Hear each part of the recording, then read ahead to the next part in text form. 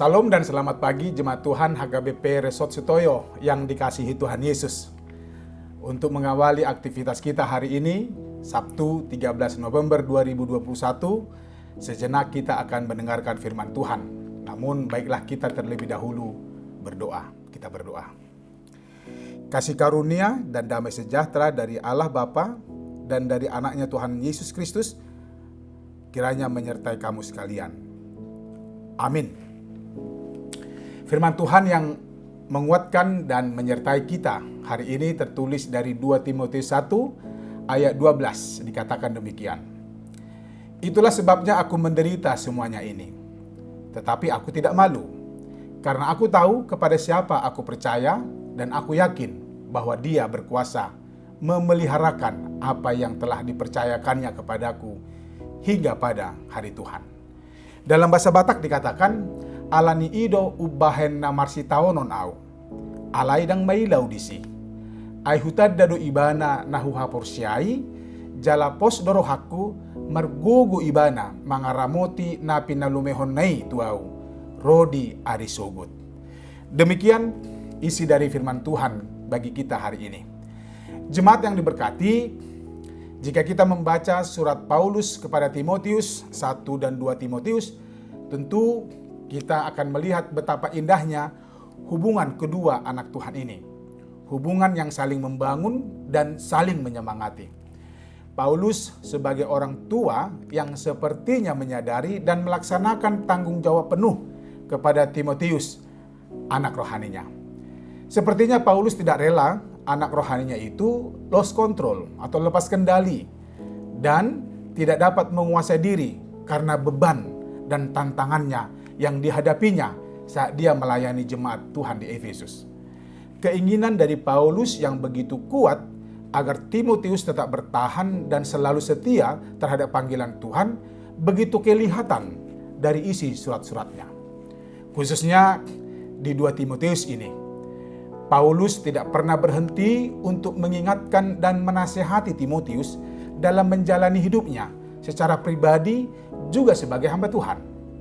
Kita bisa baca ayat 7 pada perikop ini. Paulus berkata, sebab Allah memberikan kepada kita bukan roh ketakutan, melainkan roh yang membangkitkan kekuatan, kasih, dan ketertiban. Indah sekali. Kita bisa bayangkan jika semua orang tua, khususnya kaum bapak gigih seperti Paulus, memotivasi, mengingatkan, dan menasihati anak-anak yang dititipkan Tuhan baginya dengan kalimat-kalimat rohani, tentu anak-anaknya akan menjadi lebih baik. Namun, karena satu dan lain hal yang menjadi alasan kuat untuk tidak seperti Paulus, semuanya itu tidak pernah dirasakan anak-anak mereka. Hubungan Paulus dan Timotius sebagai bapak dan anak patutlah ditiru dan diteladani oleh kita saat ini. Jemaat yang dikasihi Tuhan Yesus, ada yang perlu kita perhatikan saat kita menasihati. Apa itu? Kita harus sudah lebih dahulu hidup dan mengalami apa yang diinginkan dalam nasihat itu. Kita harus sudah siap menjadi teladan dan contoh yang tidak mengecewakan bagi mereka yang kita nasihati. Paulus mampu menasihati Timotius dalam pergumulan hidupnya sebagai hamba Tuhan karena Paulus sendiri pun telah terlebih dahulu mengalaminya. Nasihatnya tidak hanya sekedar teori atau omdo. Nasihat Paulus kepada Timotius adalah buah dari pergumulan hidupnya yang telah berhasil melewati masa-masa yang sulit. Itu sebabnya Paulus mengatakan, itulah sebabnya aku menderita semuanya ini. Tetapi aku tidak malu, karena aku tahu kepada siapa aku percaya dan aku yakin bahwa Dia berkuasa memeliharakan apa yang telah dipercayakannya kepadaku hingga pada hari Tuhan. Paulus siap menderita dan tidak malu. Mengapa? Karena Paulus sangat yakin dan sangat percaya kepada Tuhan yang diimaninya. Paulus bukan hanya sekedar ayah, senior, dan teman melayani, namun Paulus menjadi pembimbing dan penyemangat rohani bagi Timotius. Seperti itukah kita terhadap anak-anak kita? Jemaat Tuhan yang baik, seberapa yakinkah kita dengan Tuhan yang kita imani? Dan seberapa percayakah kita atas pemeliharaan Tuhan atas hidup kita? Mungkin itu yang menjadi persoalan kita dalam menjalani hidup ini, bahwa kita masih kurang percaya kepadanya.